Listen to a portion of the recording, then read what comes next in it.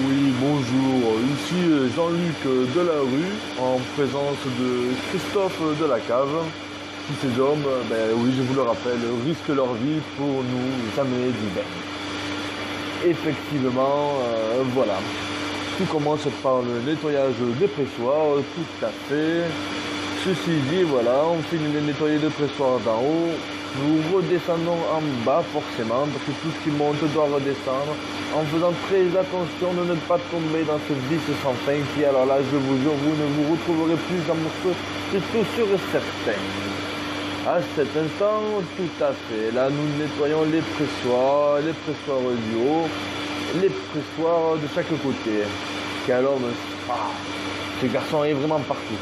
Incroyable, incroyable. Moi, je vous le promets, les hommes risquent vraiment leur vie pour faire du vin. C'est incroyable. Donc, ils continuent à nettoyer les deux pressoirs. Tout à fait, les pressoirs. Le pressoir 2, c'est parti. Sans oublier que par la suite, oui, tout à fait, voilà, c'est là. Et il va falloir descendre à l'étage inférieur pour, nettoyer la cuve de stockage du vin, quoi, je suppose. C'est ça. Il va nous dire un peu plus tout à fait, monsieur Christophe Delacave. Donc, voilà, là, il finit de nettoyer le pressoir, on l'a mis un peu accéléré, sinon, jusqu'à demain, les studios. Bon, là, par la suite, voilà, il me semblait, voilà, il y a une cuve à nettoyer en bas.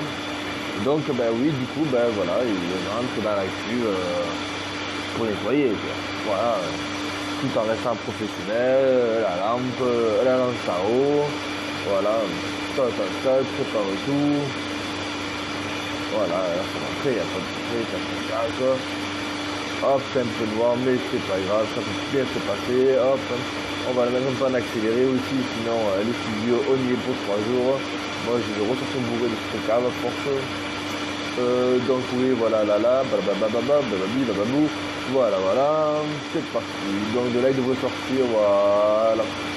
Donc par la suite il sort, voilà, il sort le matériel, range le matériel, ferme la cuve, la porte de la cuve, tout à fait, très important. Vraiment professionnel ces garçons, rien à dire, tout est rangé, droit, nickel. Ferme les vannes pour pas que les s'enfuient. Voilà, c'est parfait, quoi. Franchement. Et donc, oui, par la suite, une fois que tout est fermé, c'est les cuves de stockage qu'il va falloir aller nettoyer. Voilà, tout à fait. Donc, un peu la merde, de l'eau qui sort, ça gicle, du raisin. Voilà, il n'y a pas de secret, il n'y a pas à dire. C'est la merde. C'est un boulot ingrat pour ces hommes qui risquent leur vie.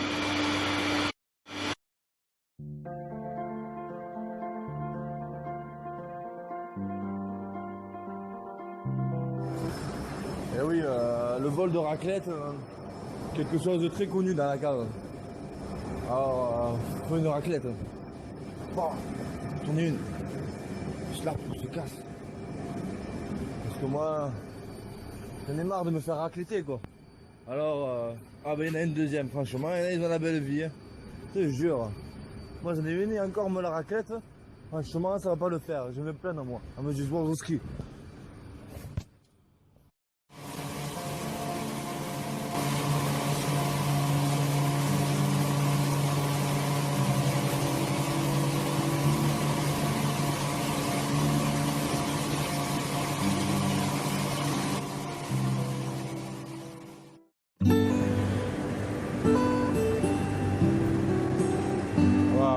Je vois qu'à pas ranger le tuyau. Putain, le con.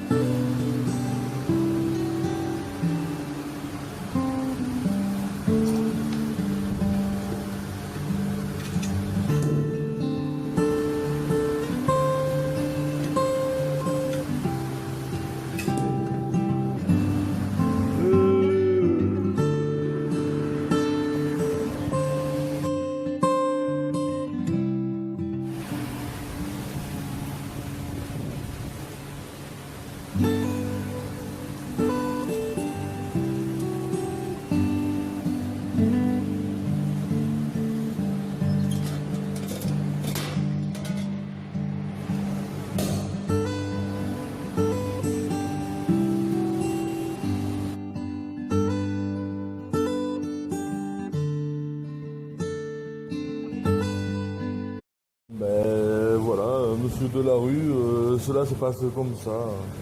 Ici, ce sont les cuves numéro 1, où les tracteurs, soit les vendangeurs du pays noble, dont nos sacs, arrivent avec leurs raisins.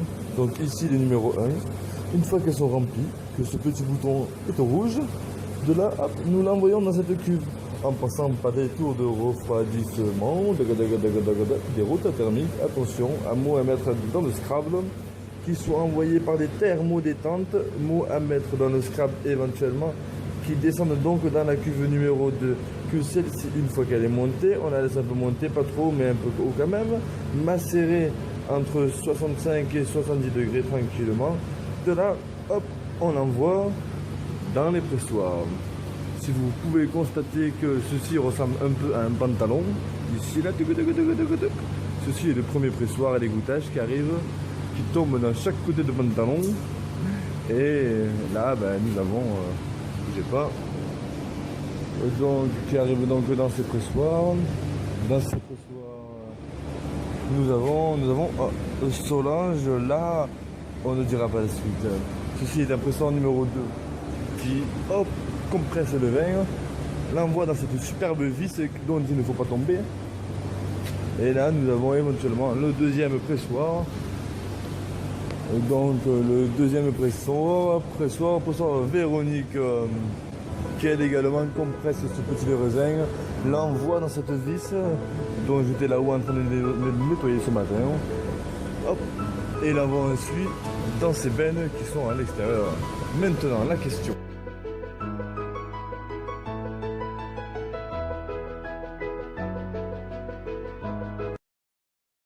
Tout à fait, Jean-Luc, comme je vous le montrais dans la photo précédente, celle-ci donc, hop, à qui appartient la benne? Elle appartient à Marc ou à la cave? Je me pose encore certaines questions, mais j'attends d'avoir la réponse. Si le cher public, vous pouvez m'aider, ce serait fort agréable. Ceci dit ensuite.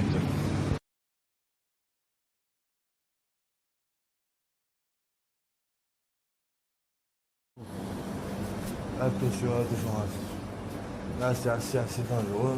Un truc de fou. Pour vous, en direct, je m'y arrange.